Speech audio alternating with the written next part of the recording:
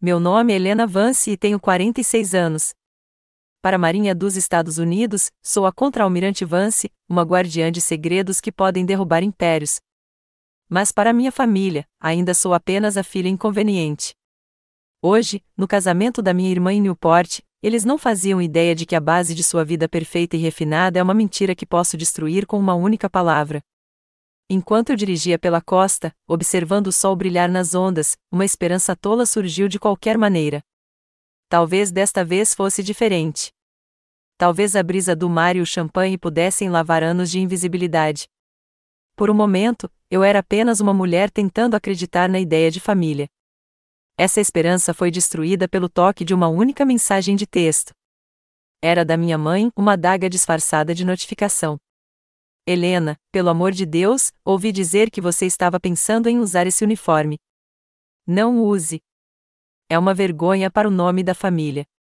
Minhas mãos apertaram o volante, meus nós dos dedos brancos. Uma vergonha. As 2 estrelas prateadas que conquistei em um oceano de fogo e aço, reduzidas a um insulto. O ar deixou meus pulmões em um suspiro silencioso, substituído por um frio profundo, intenso e perigoso. Eles queriam que eu me sentisse pequeno. Você já se sentiu diminuído por aquilo que o tornou grande? Conte-me nos comentários, porque eles estavam esperando um fantasma de vestido bege. Eles estão prestes a conhecer uma contra-almirante em seu uniforme completo e sem remorso. A decisão de usar meu uniforme não nasceu apenas daquela única mensagem de texto. Ela havia sido forjada ao longo de anos de dispensas silenciosas, cada uma delas um pequeno corte, mas juntas elas me drenaram de qualquer esperança de aceitação.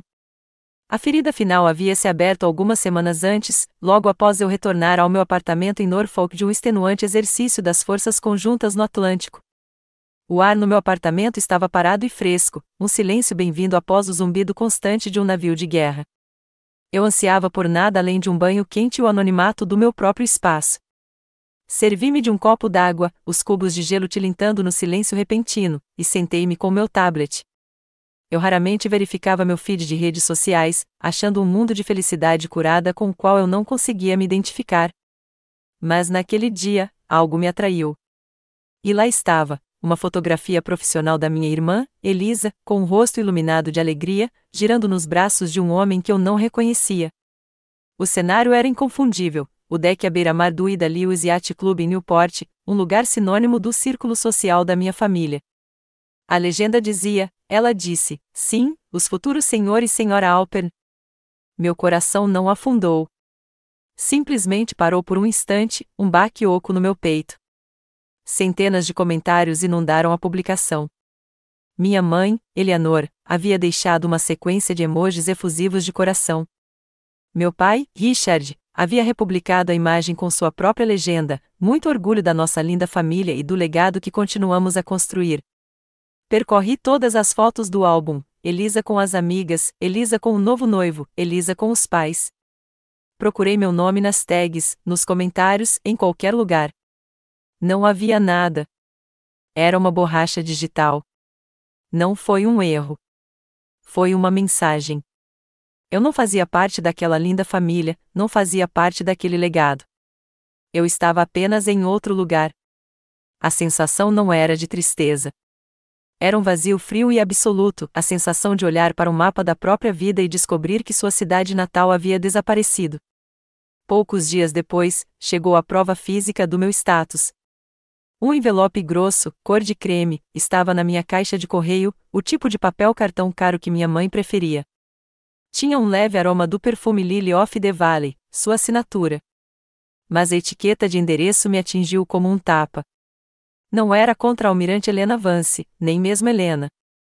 Estava endereçado à família Vance, Norfolk, Virgínia, como se eu fosse um escritório satélite da marca principal. Lá dentro, o convite estava elegantemente gravado em relevo, anunciando o casamento no Chandler Cliff Walk. Não havia nenhum bilhete escrito à mão, nenhum toque pessoal, apenas um QR Code para escanear para confirmar a presença. Não era um convite. Era uma intimação, uma notificação burocrática para um membro periférico da família. Era a maneira da minha mãe me lembrar que eu estava sendo autorizada a comparecer, não que eu era bem-vinda. Naquela noite, decidi ligar para Ben Carter, não para reclamar, mas para me ancorar em um mundo onde minha existência tinha peso. Disquei o número dele, com a mão firme apesar do tremor na alma. Ele atendeu ao segundo toque. Almirante, sua voz era uma âncora familiar de respeito. Não perdi tempo com gentilezas. Bem, eu disse, minha própria voz soando distante, assustadoramente calma. Eles vão se casar. Houve um momento de silêncio do outro lado da linha. Ele sabia exatamente quem eles eram. Entendo, disse ele, com um tom cuidadosamente neutro, mas eu conseguia ouvir a raiva latente que vinha de mim. Eles não querem um almirante nas fotos de família, bem, afirmei, as palavras com gosto de cinza. Eles querem um fantasma. Outra pausa, desta vez mais longa. Eu conseguia imaginá-lo em seu escritório, olhando para a base naval, o maxilar tenso. Quando finalmente falou, sua voz era baixa e firme, permeada pela lealdade feroz forjada no perigo compartilhado. Senhora, disse ele, a única palavra carregando o peso de anos de serviço juntos. Fantasmas não são nada. É a luz que cria as sombras, e a sua luz é forte o suficiente para escurecer todo o céu deles. Suas palavras não curaram a ferida, mas a cauterizaram. Estancaram o sangramento. Encerrei a ligação, com a fria determinação se instalando em meus ossos. Fui até o meu armário e abri as portas. Lá, pendurado em sua capa protetora, estava meu uniforme branco de serviço, o branco impecável, as fileiras de fitas contando histórias que eles jamais entenderiam. E nos ombros, as 2 estrelas prateadas que eu havia conquistado. Chamavam aquilo de vergonha, mas não sabiam o seu verdadeiro nome. Era minha armadura. Era minha verdade, e era a única coisa que eu usaria naquele casamento. O peso da mensagem de texto da minha mãe parecia mais pesado do que qualquer coisa que eu já tivesse carregado. Não era apenas uma ordem. Era o eco de uma vida inteira de demissões. Enquanto eu agarrava o volante, a imagem do meu uniforme branco impecável pendurado no armário se dissolveu, substituída por uma lembrança tão dura, tão branca. Era a lembrança do meu primeiro uniforme e do dia em que ganhei o direito de usá-lo, o dia em que minha família decidiu que tinha coisas melhores para fazer. Minha mente voltou, os quilômetros da I-95 se misturando ao verdejante de Anápolis. O estádio memorial da Marinha e do Corpo de Fuzileiros Navais estava eletrizante, o mar de famílias vibrando com um orgulho tão forte que dava para sentir o gosto. O ar se encheu de aplausos e das notas elevadas de Anchorzaveg. E então chegou o momento. A ordem foi dada, e 1000 chapéus brancos voaram em direção ao céu azul brilhante, um bando de pássaros brancos acendendo em perfeita e unificada celebração. Eu estava lá, um alferes recém-nomeado na Marinha dos Estados Unidos. Meu sorriso parecia rígido e estranho no rosto. Meus olhos percorreram as arquibancadas, procurando a seção, a fileira, os assentos exatos que eu havia circulado no mapa para eles. Mas estavam vazios, apenas 2 assentos de plástico azul escuro vazios em meio a uma multidão de milhares. O telefonema tinha chegado naquela manhã, bem na hora em que eu estava polindo os botões do meu uniforme. Era meu pai, Richard, com a voz entrecortada e apressada. Helena, surgiu uma surpresa. Uma grande oportunidade de investimento em Xangai. O momento é péssimo, eu sei, mas é uma mudança radical. Não podemos perder. Minha mãe, Eleanor, atendeu em seguida, com a voz suave como seda, transbordando falsa simpatia. Você conhece seu pai, querida? Negócios em primeiro lugar. Estamos muito orgulhosas, é claro. E Elisa, minha irmã de 17 anos, tinha um torneio de tênis de clube. Um torneio de clube? Não os regionais, não os nacionais. Um simples torneio de clube local era aparentemente mais importante do que a formatura de sua única irmã em uma das academias militares mais prestigiadas do mundo. Fiquei entre meus colegas de classe, que me abraçavam e torciam, posando para fotos com seus pais radiantes, e nunca me senti tão profundamente sozinho. A foto que tenho daquele dia me mostra com 3 dos meus colegas de quarto, abraçados, sorrindo corajosamente. Mas se você olhar atentamente para os meus olhos, poderá ver o vazio onde minha família deveria estar. Uma semana depois, o envelope grosso do banco deles chegou ao meu novo e espartano apartamento. Dentro, não havia nenhuma carta, nenhum bilhete de orgulho, apenas um cheque de $5.000 e um pequeno e elegante cartão com a letra perfeita e sem emoção da minha mãe: parabéns, querida. Compre algo bonito para comemorar. Talvez um colar de pérolas. Um colar de pérolas. Como se 4 anos de cursos extenuantes de engenharia naval, noites sem dormir estudando estratégia naval e um juramento solene de defender meu país pudessem ser medidos e descartados com uma joia. Não foi apenas uma imprudência. Foi um insulto profundo. Foi a maneira deles de traduzir meu mundo para a única linguagem que entendiam, a linguagem das etiquetas de preço e dos símbolos de status. No mundo deles, de festas luxuosas e marcas de grife, minha conquista não tinha valor real. Lembro-me de estar ali, segurando aquele cheque, sentindo o peso frio do mal-entendido. Então, com um movimento lento e deliberado, rasguei o cheque em pedacinhos minúsculos e precisos e os deixei cair na lata de lixo como confete em um desfile solo. Foi a última vez que esperei que eles entendessem. A amargura daquela lembrança se intensificava a cada vez que eu voltava à casa da família em Newport. A casa era o Museu dos Triunfos de Elisa. As paredes estavam forradas com fotos de suas medalhas de ouro em eventos equestres, suas fotos do baile de formatura, sua carta de aceitação no Boston College emoldurada em prata ornamentada. Poucos meses depois da minha formatura em Anápolis, um álbum inteiro e brilhante foi dedicado ao seu aniversário de 17 anos, dezenas de fotos tiradas no famoso restaurante El Espalier, em Boston. Elisa, com um vestido de grife, rindo enquanto nossos pais lhe entregavam as chaves de uma BMW branca novinha em folha. Meus pais estavam de pé, um de cada lado dela, com os rostos radiantes de um orgulho quase ofuscante. E a minha presença naquele santuário familiar? Era uma única e pequena fotografia 4x6 escondida numa estante abarrotada de livros da biblioteca, quase escondida atrás de uma coleção de Dickens encadernada em couro. Era a foto do dia da formatura, aquela com as minhas colegas de quarto. Para qualquer visitante, pareceria a foto da amiga da filha deles. Era evidente que a família Vance tinha uma filha perfeita e linda. Eu era apenas uma estranha que às vezes se hospedava no quarto de hóspedes. Eu deveria saber que seria assim. Deveria ter me lembrado da noite em que contei a eles que aceitaria minha nomeação para Nápoles. Estávamos na sala de estar com painéis de mogno, o ar impregnado com o aroma de dinheiro velho e polidor de madeira. Meu pai pousou seu copo de uísque, o cristal tilintando suavemente no descanso de copos de mármore. Ele me olhou, não com raiva, mas com uma profunda e cansada decepção que, de certa forma, era pior. Helena, disse ele, com a voz calma, a marinha não é lugar para uma mulher Vance. Nosso nome foi construído em salas de reuniões, não nos conveses de navios.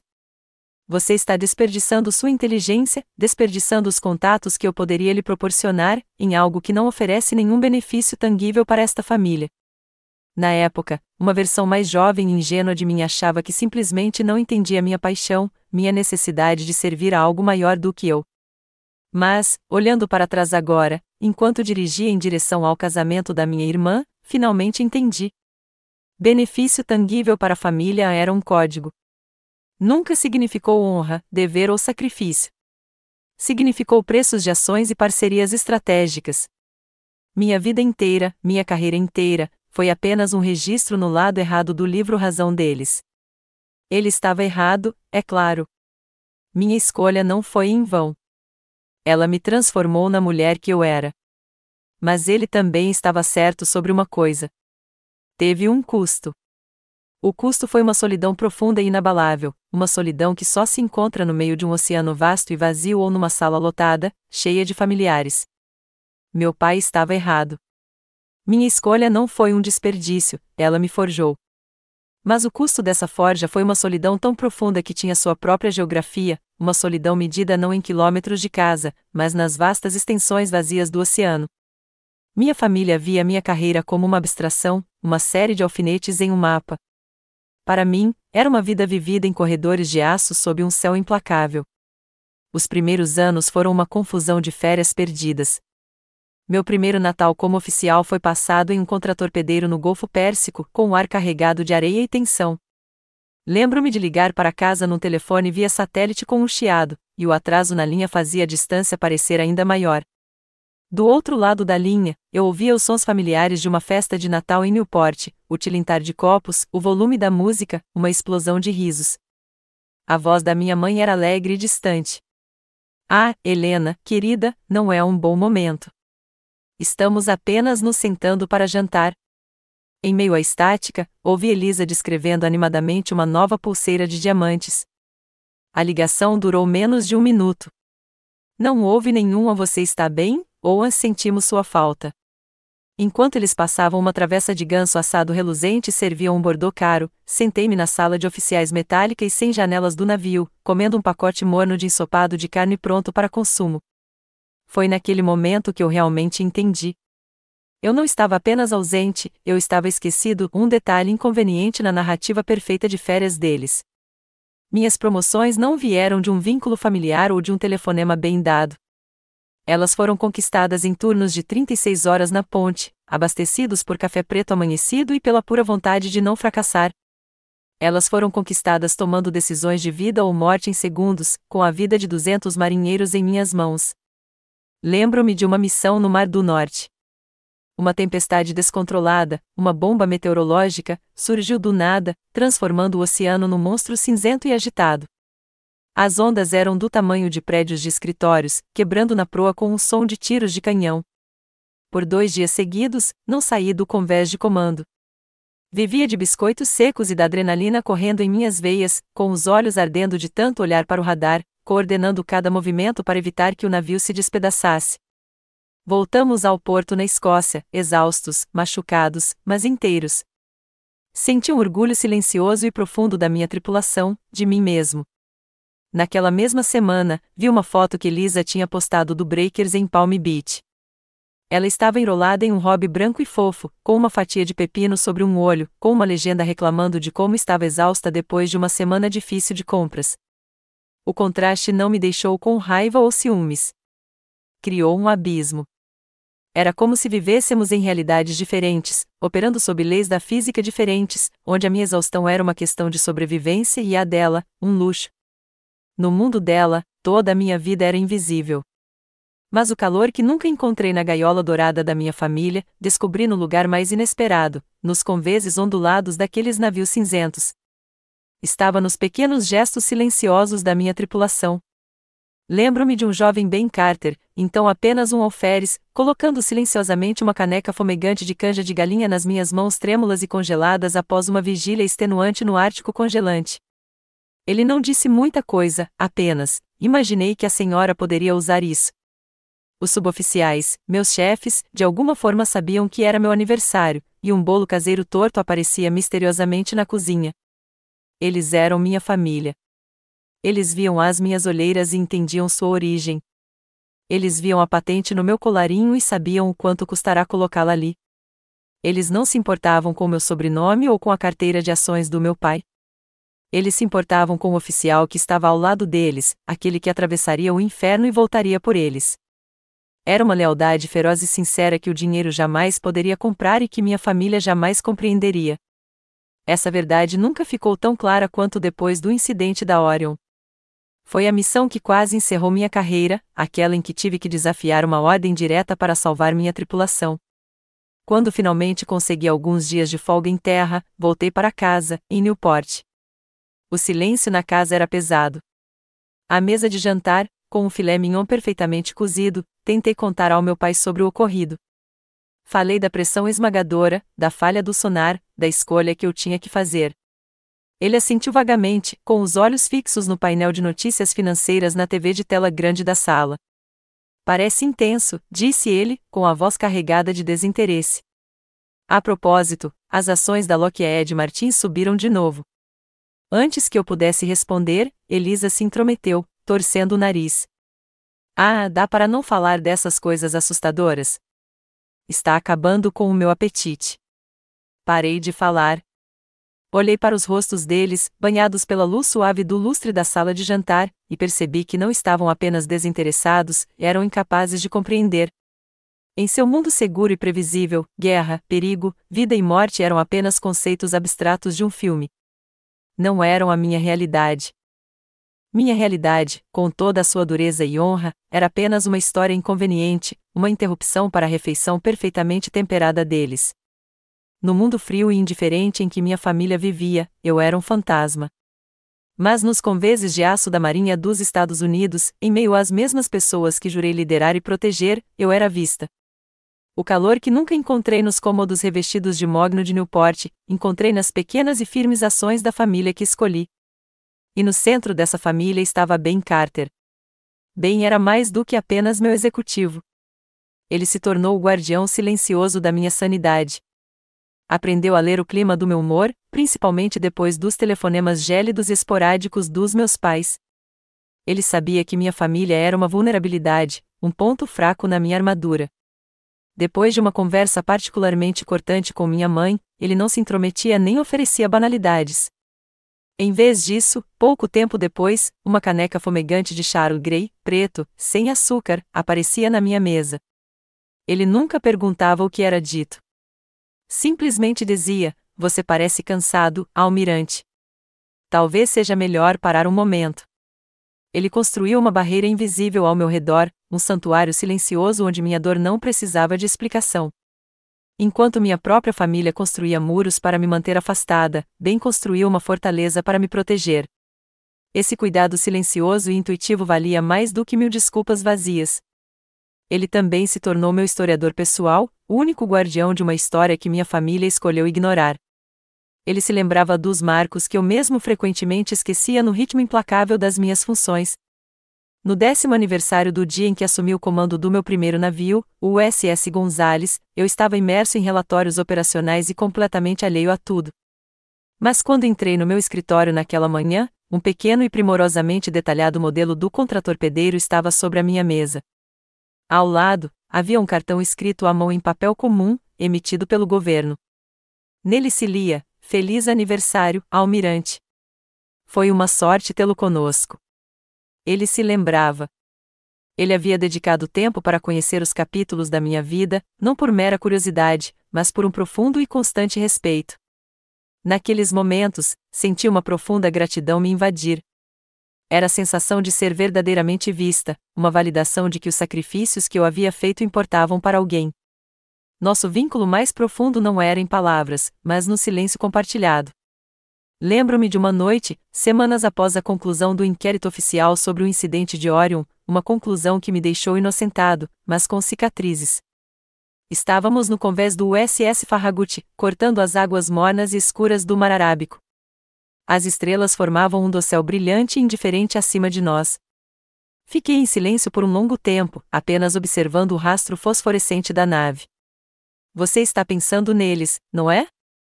A voz de Ben era suave, quase um sussurro acima do ronco dos motores. Não precisei perguntar quem eram eles, ele sabia. Meus ombros caíram, uma rara quebra na minha postura militar.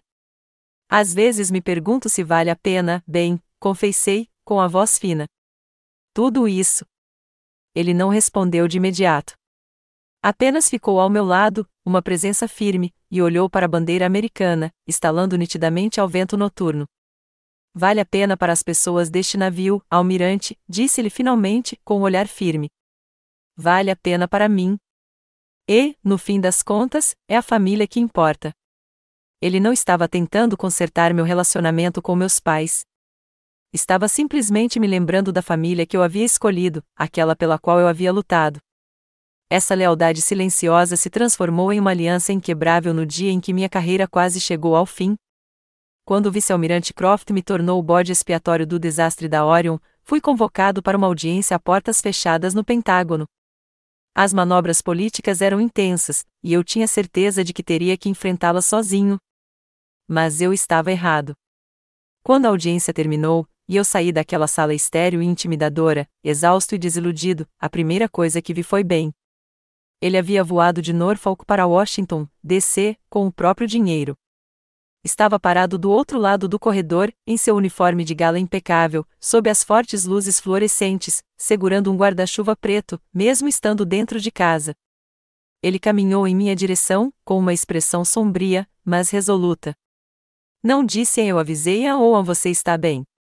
Simplesmente abriu o guarda-chuva como se quisesse me proteger de algo mais do que apenas da chuva lá fora. "Estou aqui, almirante", disse ele, com a voz baixa e firme.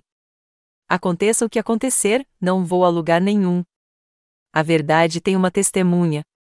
Naquele momento, sob aquele guarda-chuva ridiculamente formal em um corredor governamental estéril, eu soube que não estava sozinho. Nossa aliança não foi construída com sangue ou um nome em comum. Foi forjada no fogo do dever compartilhado, temperada pelas tempestades do alto mar e selada por uma lealdade silenciosa e inabalável. Era mais forte que sangue. E provaria ser a única coisa com a qual eu realmente poderia contar. Quando a tempestade final, aquela que se formava dentro da minha própria família, finalmente se dissipou, a aliança que eu tinha com Ben tornou-se minha fortaleza nos anos seguintes, um bastião de lealdade em um mundo onde meus próprios parentes de sangue me viam como pouco mais que um mero instrumento. Fui ingênuo em pensar que as consequências do incidente de Orion poderiam tê-los mudado, que um quase desastre poderia ter recalibrado suas prioridades. Mas eu estava enganado. Um mês antes do casamento de Lisa, um telefonema do meu pai provou que eles nunca mudam. Eles apenas encontram maneiras novas e mais insidiosas de nos usar. A ligação veio numa tarde de terça-feira. Eu estava no meu escritório na estação naval de Norfolk, revisando arquivos pessoais. Meu telefone tocou, e o identificador de chamadas dizia Richard Vance. Era um evento raro. Meu pai se comunicava principalmente por mensagens curtas e impessoais de Natal. Atendi, com uma sensação familiar de cautela me apertando o estômago, mas sua voz era inusitadamente calorosa, quase jovial. Helena, querida, quanto tempo! Como você está? Fiquei imediatamente em guarda. Não era a voz do homem que ignorou minha formatura. Era uma encenação. Ele perguntou sobre minha saúde, sobre o clima na Virgínia, sobre meu comando, perguntas que um pai normal faria, mas, vindas dele, soavam roteirizadas e estranhas. Ouvi dizer que sua frota acabou de fechar um grande contrato para a tecnologia de sonar de última geração, disse-lhe casualmente. Coisas fascinantes. Por um momento tolo e desesperado, uma centelha de esperança se acendeu dentro de mim. Talvez ele estivesse finalmente tentando. Talvez, depois de todos esses anos, ele me visse como mais do que um mero desvio do seu plano de vida.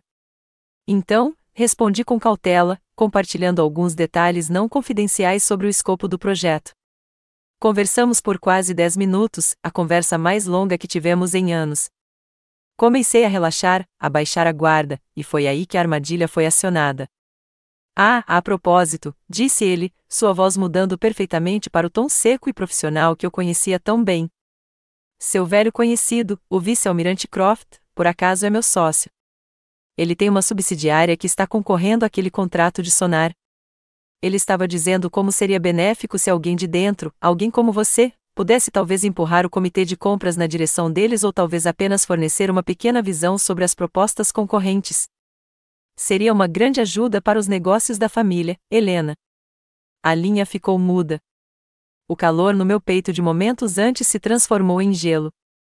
Era tudo mentira. Toda a conversa foi um prelúdio calculado para esse pedido. Eu não era filha dele. Eu era um trunfo, uma fonte de inteligência a ser explorada para ganho financeiro dele e de Croft. A decepção foi um golpe físico, tirando o ar dos meus pulmões. Ele não me viu, nem Helena, nem a mulher, nem o policial. Viu as 2 estrelas prateadas nos meus ombros e as portas que achou que poderiam destrancar para ele. Não, respondi, com a voz monótona e fria. De jeito nenhum. O que você está pedindo é antiético, ilegal e uma violação do meu juramento. O calor artificial do meu pai evaporou. Não seja tão dramática, ele retrucou antes de desligar abruptamente. Algumas horas depois, minha mãe ligou, sua arma preferida não era uma agressão direta, mas uma onda de culpa e agressão passiva. Helena, você decepcionou seu pai, começou ela, sua voz uma sinfonia de tristeza ensaiada.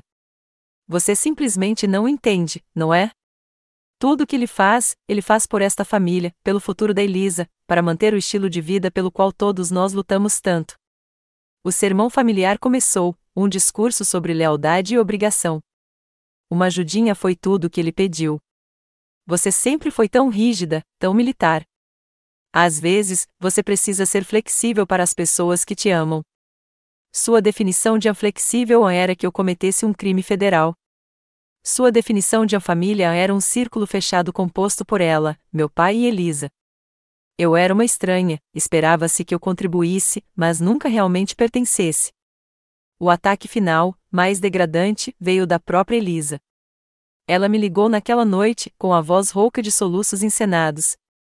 Helena, a mamãe me contou tudo, gritou. Como você pôde fazer isso com o papai? Ele está tão estressado com os investimentos. Então veio a manipulação, disfarçada de ansiedade nupcial. Ela falou sobre os custos crescentes do casamento, o buffet, as flores, seu sonho de uma lua de mel perfeita em um bangalô sobre as águas em Bora Bora. Foi só um pequeno favor, maninha, implorou, com a voz um lamento patético. Você tem tudo, sua carreira, seu cargo importante. Eu só quero um belo começo para minha nova vida. Você não pode nos ajudar pelo menos uma vez? Ela estava usando seu casamento, seu único dia de suposta felicidade, como uma ferramenta de chantagem emocional. Ela estava usando suas próprias lágrimas como arma. Era isso. Aquele era o momento. Os últimos vestígios de tristeza em meu coração se dissiparam, deixando para trás apenas uma fúria fria e implacável. A decepção se foi, substituída por uma clareza tão aguda que doía. Eles tinham usado todas as táticas possíveis, afeição fingida, culpa e agora uma donzela em vestido de noiva. Eles trataram minha honra, a essência do meu ser, como uma mercadoria a ser trocada. Tudo bem. Eles queriam um casamento perfeito em Newport.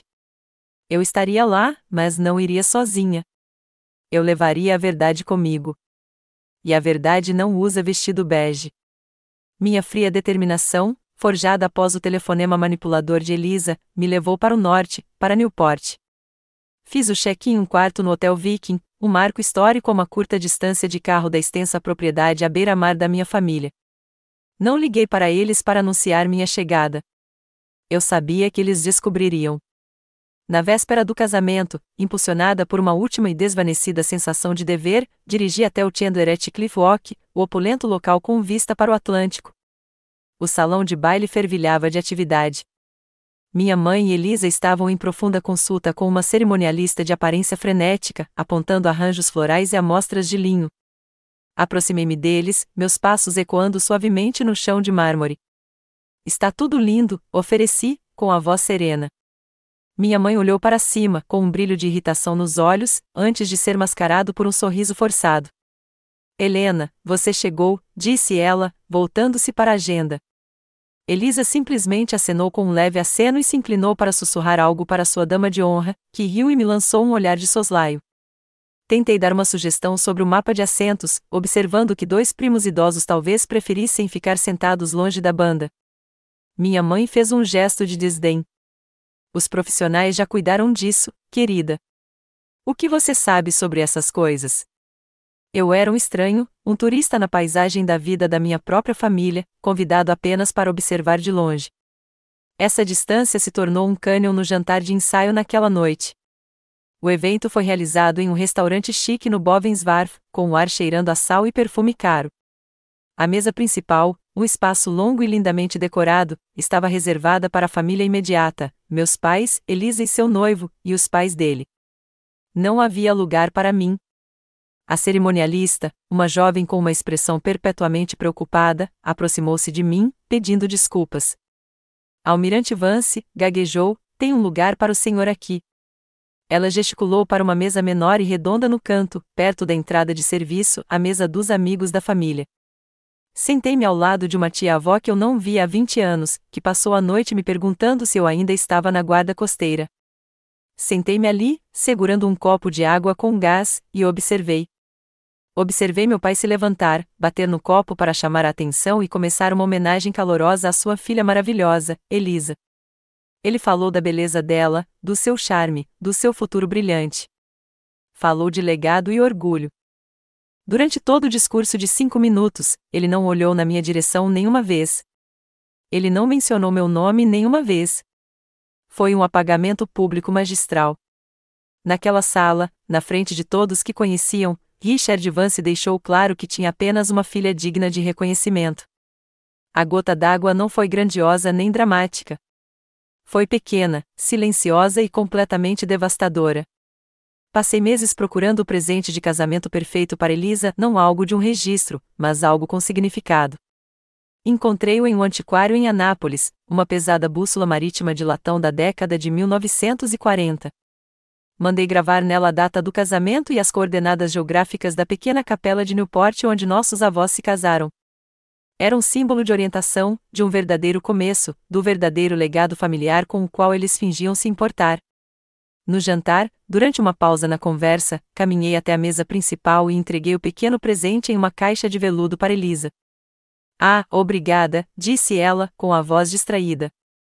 Ela o abriu, olhou para a bússola por uma fração de segundo e, em seguida, pousou-a sobre a mesa com um baque suave. Sua atenção foi imediatamente capturada por uma amiga que admirava em alto e bom som uma nova pulseira de tênis de diamantes brilhantes no pulso de Elisa. A bússola estava esquecida ao lado de um prato de pão. Mais tarde, quando o jantar estava terminando, vi um garçom limpando a mesa. Ele pegou o prato de pão, os guardanapos usados e sua mão roçou na bússola, quase a jogando no lixo do ônibus junto com o resto do lixo. Meu presente, meus meses de reflexão, meu símbolo da nossa história compartilhada, foi tratado como lixo descartável. Levantei-me e saí do restaurante. Ninguém percebeu. Desci o cais, passei pelos iates reluzentes e cheguei ao Cliff Walk. O vento frio e salgado batia no meu rosto, mas eu não o sentia. Não havia lágrimas. Não desta vez. A mágoa profunda e persistente que me acompanhará por toda a vida finalmente se dissipou, deixando algo mais em seu lugar, uma raiva pura e esclarecedora. 25 anos sendo ignorada, descartada, usada e agora humilhada publicamente. A bússola descartada era mais do que um presente. Era eu, meus valores, minha história, minha honra, tudo casualmente posto de lado. Parei e olhei para a imensidão negra e agitada do Atlântico. O oceano não me julgava. Era vasto, poderoso e honesto. Em seu rugido, encontrei o meu. A filha quieta e obediente se fora, levada por uma onda final de desrespeito. Respirei fundo, me acalmando, o ar salgado enchendo meus pulmões. Nunca mais, sussurrei para o vento. Chega de silêncio. Chega de me encolher para caber no mundo estreito deles. A batalha havia sido declarada, não com navios ou armas, mas com a única coisa que eles mais temiam, a verdade nua e crua. Na vida, todo mundo tem um ponto de ruptura, aquele momento em que a resistência termina e a ação começa. O momento em que você se olha no espelho e diz, chega. Qual foi o seu? Compartilhe esse momento de descoberta da sua força nos comentários abaixo. A raiva que me consumiu na trilha do penhasco não se dissipou. Cristalizou-se. De volta ao silêncio estéril do meu quarto de hotel, a dor se foi, substituída pela concentração fria e clara de um comandante se preparando para a batalha. Não dormi. Em vez disso, abri o laptop criptografado que carrego comigo em todas as missões. Minha missão não era mais sobre dor pessoal. Tratava-se de expor uma verdade que estava enterrada há muito tempo. A vingança era uma questão confusa e emocional. Eu buscava algo mais limpo, mais frio, justiça. Às 2 horas, iniciei uma chamada segura para Ben Carter. Ele atendeu imediatamente, com a voz alerta. Bem, comecei, com o tom desprovido de emoção, conciso e preciso como um briefing de missão, preciso de tudo o que você puder obter sobre o vice-almirante Croft, especificamente sobre o incidente da Orion. Quero os relatórios sem edição, os registros de áudio brutos do centro de comando e todos os depoimentos originais das testemunhas. Cruze-os com quaisquer vínculos financeiros entre Croft e a empresa de investimentos do meu pai. Preciso de tudo. Não houve hesitação, nem questionamentos, apenas a resposta calma e inabalável de um oficial de confiança. Entendido, almirante. Me dê 12 horas. Eu sabia que Ben não era apenas meu subordinado. Ele era o centro de uma rede informal de oficiais leais, muitos dos quais também haviam sido marginalizados ou injustiçados pelas manobras políticas de Croft. Minha arma nessa luta não seria um míssil Tomahawk, seria informação, e eu estava prestes a lançar uma campanha de guerra de informação em larga escala. Enquanto esperava, voltei minha atenção para o presente. Abri as fotos em alta resolução da festa de noivado de Elisa.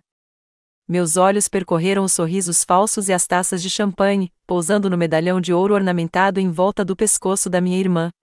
Um presente, dizia a etiqueta, da Fundação Croft Legacy, uma fachada de caridade para um homem que não tinha caridade.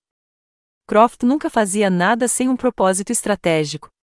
Meu treinamento como oficial de inteligência assumiu o controle. Ampliei a imagem, aprimorando-a. O design do medalhão era intrincado, mas parecia mais pesado e volumoso do que uma peça puramente decorativa deveria ser. Ao longo da borda da filigrana, detectei uma costura quase invisível, uma que não pertencia ao objeto. Uma suspeita fria floresceu em minha mente. Enviei imediatamente o arquivo de imagem criptografado para Ben com uma única e clara instrução: analise este objeto, prioridade máxima. Este casamento não era mais apenas um drama familiar.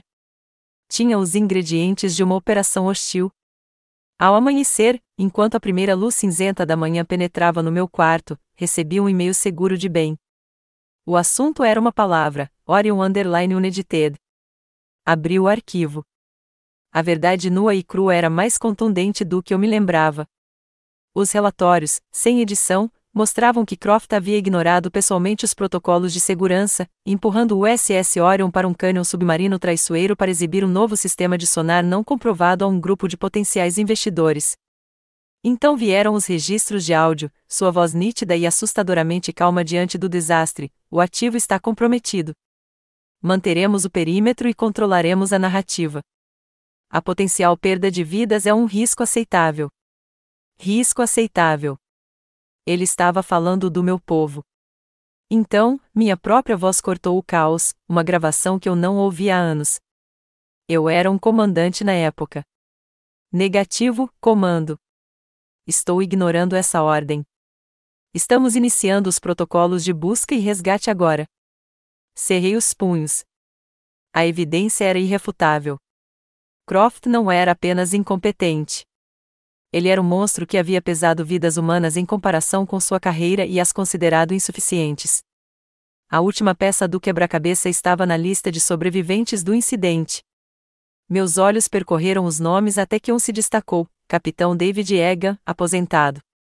Lembrei-me dele, um comandante bom e firme que fora forçado a se aposentar precocemente após a divulgação do relatório oficial e saneado. Uma busca rápida revelou que ele morava em Mystic, Connecticut, a apenas 1 hora de carro de Newport. Encontrei o número dele e disquei, com o coração batendo forte e ritmado. A voz cautelosa de um homem mais velho atendeu. Capitão Egan, eu disse, aqui é Helena Vance. Houve uma longa pausa do outro lado da linha. Então, sua voz mudou, transbordando calor e respeito. Comandante Vance, ele me corrigiu, usando a patente que eu ocupava na época. Nunca esquecerei o que você fez pela minha tripulação, por mim, naquele dia. Expliquei a situação brevemente: o casamento, a presença de Croft, o envolvimento do meu pai. Egan não precisou de convencimento. Aquele filho da puta vai estar lá, disse ele, com a voz rouca. Ótimo.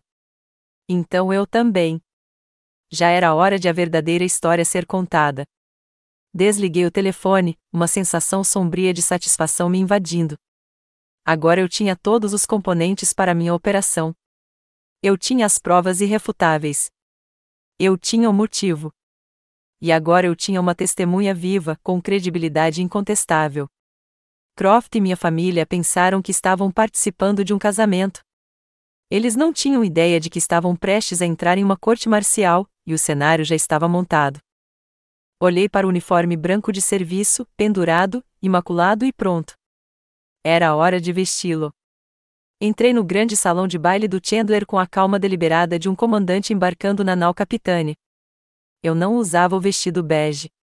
Vestia meu uniforme branco de serviço, com as estrelas gêmeas prateadas nas minhas ombreiras refletindo a luz dos lustres de cristal. Assim que entrei, uma onda de silêncio percorreu a sala. A conversa educada da elite de Newport morreu em suas gargantas, todas as cabeças se viraram. Vi minha mãe, Eleanor, do outro lado da sala. Seu rosto, uma máscara de elegância social momentos antes, ficou rígido, sua pele empalidecendo de fúria. Meu pai, Richard, cruzou meu olhar e imediatamente desviou o olhar, virando-me de costas como se eu fosse uma estranha. Elisa me lançou um olhar de pura e venenosa descrença. Ignorei todos. Com as costas retas e o queixo erguido, caminhei calmamente até o meu lugar designado, a única cadeira na última fileira, um lugar de exílio, e me sentei. Minha presença naquele uniforme não era um apelo à atenção. Era uma declaração de guerra. A cerimônia começou, uma sinfonia de perfeição orquestrada. O celebrante falou de amor, confiança e honra, palavras que soaram vazias e profanas naquele salão. Do meu ponto de vista, eu observava a primeira fila. O vice-almirante Croft estava sentado lá, a imagem da dignidade, aplaudindo educadamente. Meu pai sentou-se ao lado dele, concordando com a cabeça, um parceiro de negócios leal. O ar estava carregado de hipocrisia. Então chegou o momento que eu tanto esperava. O celebrante, com um sorriso caloroso, disse: "Neste momento, gostaríamos de reservar um momento para homenagear os bravos homens e mulheres de nossas Forças Armadas que podem estar conosco hoje." Como planejado, o capitão Ben Carter se levantou. Ele estava em seu próprio uniforme branco imaculado, um pilar de integridade naquele salão suntuoso. Mas ele não ficou parado. Virou-se, girando nos calcanhares para encarar o fundo da sala. Olhou diretamente para mim. Sua mão subiu rapidamente à testa em uma saudação tão firme, tão perfeita, que cortou o ar. E então ele falou, sua voz não alta, mas ecoando pelo silêncio atordoado com absoluta autoridade: "Contra-almirante Helena Vance, senhora." Um suspiro coletivo percorreu a sala. Sussurros irromperam como fogo. Um contra-almirante, ali, sentado no fundo? Minha mãe levou a mão às pérolas, o rosto uma mistura de horror e reconhecimento iminente. Meu pai congelou em meio a um sorriso. Elisa a encarou, boquiaberta. O timing foi preciso. Imediatamente após a saudação de Ben, as grandes telas que ladeavam o altar, que haviam sido configuradas para exibir uma apresentação de slides romântica, piscaram e ficaram pretas. Um momento depois, voltaram à vida, não com fotos sorridentes do casal feliz, mas com a exibição tática fria, azul e verde, de um mapa de sonar subaquático, o mapa do incidente em Orion. Ben, por meio de um ex-técnico da Marinha na equipe de áudio e vídeo do local, assumiu o controle. Então, os alto-falantes estalaram. A voz de Croft, amplificada por todo o salão silencioso, era assustadoramente clara: "A potencial perda de vidas é um risco aceitável. Controle a narrativa." A multidão murmurou, um zumbido baixo e confuso. Então, minha própria voz respondeu do passado, ríspida e decisiva: "Negativo, comando. Estou anulando essa ordem. Inicie os protocolos de busca e salvamento. Agora." As telas alternaram para imagens angustiantes de um ROV em águas profundas, mostrando o casco destroçado do submarino e o trabalho desesperado e heróico dos mergulhadores de resgate. O zumbido confuso na sala transformou-se em choque audível. Croft levantou-se de um salto, o rosto tão branco quanto meu uniforme. "Isso é calúnia. Esses dados foram falsificados", gritou ele, com a voz embargada. Meu pai ficou ao lado dele, tagarelando sobre uma falha técnica, uma brincadeira de mau gosto. Mas antes que suas mentiras pudessem se enraizar, outra figura surgiu da multidão. Era um homem mais velho, vestindo um paletó de tweed simples, mas mantinha uma autoridade inabalável. "Meu nome é David Egan", anunciou, com a voz retumbante e o comando de um capitão de longa data. A sala ficou em silêncio novamente. Eu era o comandante do USS Orion. Essa gravação é real. Essa filmagem é real. O vice-almirante Croft, ali mesmo, nos deixou para morrer para proteger sua carreira. Seu olhar então se desviou, encontrando-me na última fileira. Ele olhou diretamente para mim, seus olhos cheios de uma gratidão que transcendia o tempo. "E aquela mulher", disse ele, apontando um dedo firme, "aquela que você estava sentada no fundo da sala, era a comandante Vance. Ela desafiou uma ordem covarde e salvou nossas vidas." Embora em trajes civis, o capitão Egan ficou em posição de sentido e me cumprimentou com um aceno lento e deliberado. A sala explodiu. Não eram mais sussurros, mas gritos. Celulares foram erguidos, câmeras dispararam, registrando o caos. A fachada cuidadosamente construída da dinastia Vance Croft não havia apenas rachado, havia sido destruída na frente de todos que importavam. O jogo havia acabado. Assim que o capitão Egan terminou de falar, o opulento salão de baile mergulhou no caos. A sinfonia cuidadosamente construída do casamento se desfez em uma cacofonia de suspiros, sussurros frenéticos e o piscar insistente das câmeras dos celulares. Os convidados, pilares da sociedade de Newport e Washington, não eram mais observadores passivos. Eram testemunhas, e seus celulares transmitiam a queda de dois homens poderosos em tempo real. Os repórteres da sociedade, que esperavam uma história sobre peonias e rendas, agora tinham o escândalo da década. Observei o vice-almirante Croft, com o rosto em um tom pálido e medonho, tentar uma saída discreta, mas seu caminho foi silenciosamente e inabalavelmente bloqueado por Ben Carter e 2 outros oficiais que reconheci, todos em repouso. Eles não o tocaram. Não precisavam. Sua presença firme era um muro de honra que ele não podia romper. Meu pai, Richard, tentava controlar os danos, sua voz como um motor desesperado e engasgado tentando dar a partida.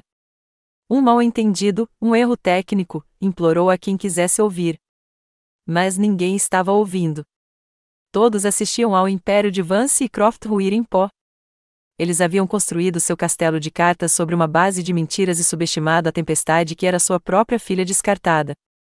A segurança do local, parecendo sobrecarregada, rapidamente escoltou os principais participantes, meus pais, uma Elisa em lágrimas, um Croft em estado de choque e eu, para uma sala de estar privativa, próxima ao salão principal.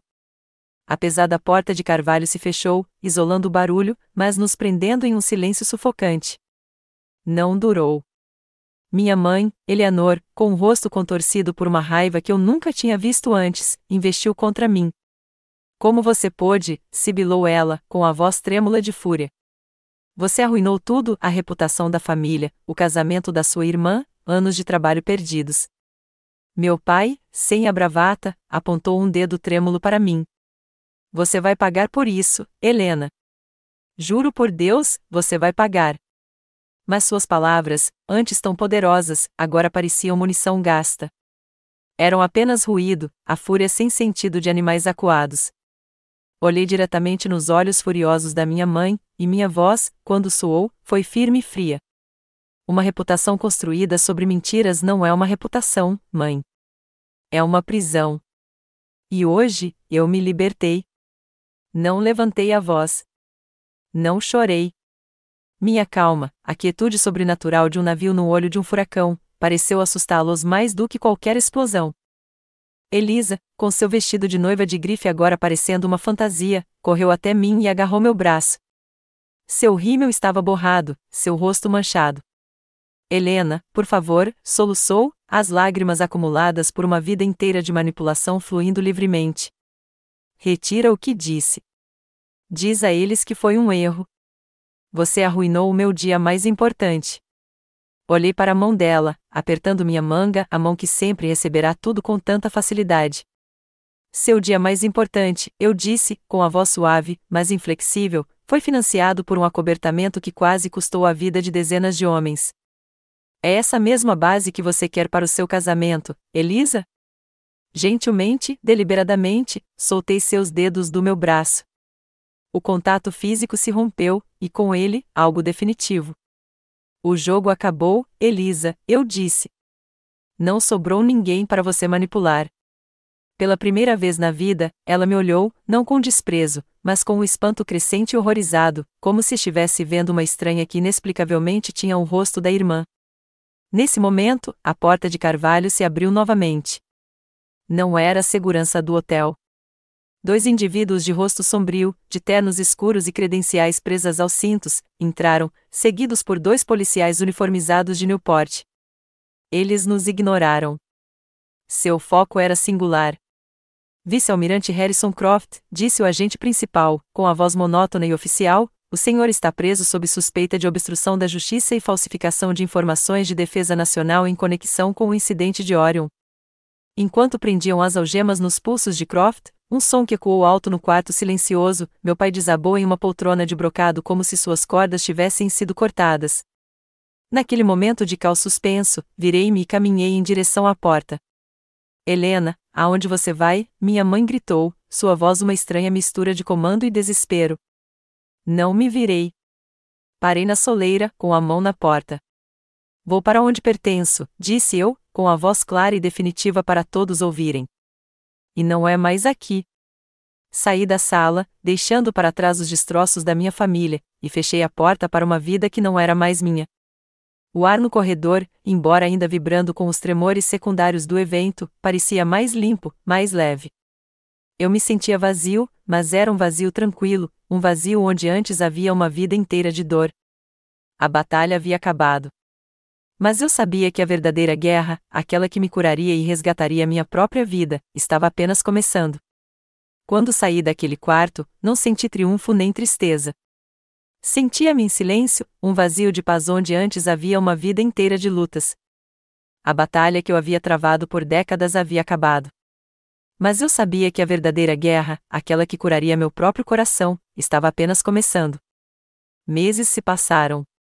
O escândalo do casamento Vance Croft desapareceu das manchetes. Harrison Croft enfrentava uma corte marcial, e sua célebre carreira terminava em desgraça. Os negócios do meu pai sofreram perdas catastróficas, com sócios e investidores fugindo do fedor do escândalo. Houve boatos de que o casamento havia sido cancelado sem cerimônia.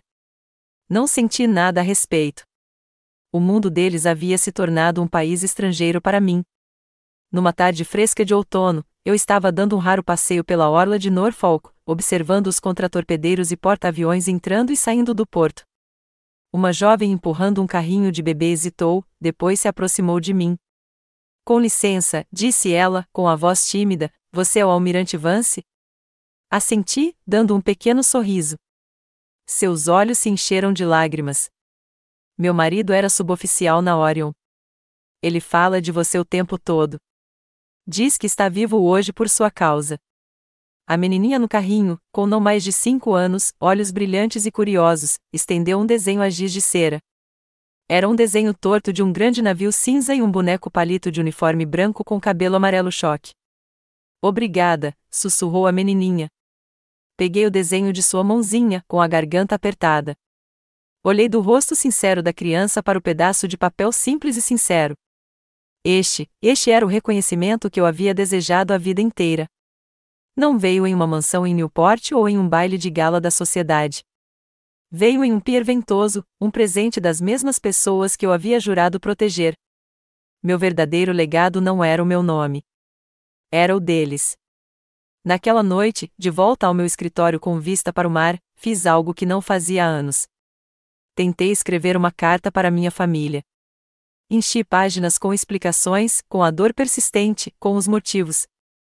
Tentei fazê-los entender. Mas depois de reler, percebi a futilidade daquilo. Eu não estava escrevendo para eles. Eu estava escrevendo para uma versão mais jovem de mim mesma, que ainda acreditava que eles um dia poderiam ouvir. Eu não precisava mais da compreensão deles. Eu não lhes devia mais uma explicação. Com uma sensação de finalidade, rasguei a carta em pedaços, assim como havia rasgado aquele cheque tantos anos antes. Abri a gaveta da minha mesa e tirei a bússola de latão antiga, aquela que Elisa havia descartado. Bem a havia recuperado discretamente do restaurante naquela noite e me devolvido. Poli a superfície com o polegar e coloquei-a sobre a mesa, bem ao lado da minha insígnia de comando. Não era mais um símbolo de rejeição. Era o meu verdadeiro norte, um lembrete de que a minha direção era minha, guiada pelos meus próprios valores, não pelos ventos inconstantes da aprovação deles. O perdão mais importante que eu precisava não era deles, mas de mim mesmo, por ter passado tantos anos na esperança de um amor que eles eram incapazes de me dar. Na primavera seguinte, fui convidado a voltar para Nápoles. Não foi um grande acontecimento. Foi uma cerimônia discreta e digna no Salão Memorial da Academia Naval. Uma nova placa de bronze estava sendo descerrada. Ela não listava apenas os nomes dos mortos. Pela primeira vez, reconheci oficialmente o incidente da Orion, homenageando a bravura em comum e a liderança decisiva que salvaram a tripulação. Meu nome estava lá, gravado no metal resistente. Ben Carter, recém-promovido a capitão, estava ao meu lado. O capitão Egan estava lá, junto com uma dúzia de outros sobreviventes do Orion. Seus rostos estavam mais velhos, mas sua gratidão era temporal. Não havia câmeras de notícias, nem políticos, apenas marinheiros, uma família unida por um respeito mútuo pela verdadeira honra. Ao estender a mão e traçar as letras frias em relevo do meu próprio nome, uma profunda sensação de paz me invadiu. A história, finalmente, havia sido escrita corretamente. A história termina, mas minha vida não. Ela recomeçou. Esta manhã, eu estava na ponte de comando do USS Gerald Rutherford, um dos navios de guerra mais poderosos já construídos. Um novo comando, uma frota maior, uma responsabilidade maior. Quando os primeiros raios da aurora despontaram sobre a vasta e vazia extensão do Atlântico, o capitão Ben Carter estava ao meu lado. É uma linda manhã, almirante, disse ele. Sorri, um sorriso sincero e descontraído que chegou aos meus olhos. O sol estava nascendo, pintando o horizonte com traços dourados e alaranjados. O passado era uma sombra atrás de mim, e o futuro, um oceano aberto. Sim, bem, respondi, com a voz repleta de uma esperança que eu pensava ter perdido para sempre. Um dia muito lindo. Eu não era mais a filha rejeitada da família Vance. Eu era a almirante Helena Vance, uma líder, uma mentora, uma guardiã, e meu legado não seria encontrado em seus álbuns de família. Seria escrito nas ondas. Todos nós temos um passado que nos molda, mas ele não precisa nos definir. Seu verdadeiro legado é aquele que você constrói para si mesmo, começando hoje. Qual é o primeiro passo que você dará para construir o seu? Compartilhe sua promessa para o futuro nos comentários.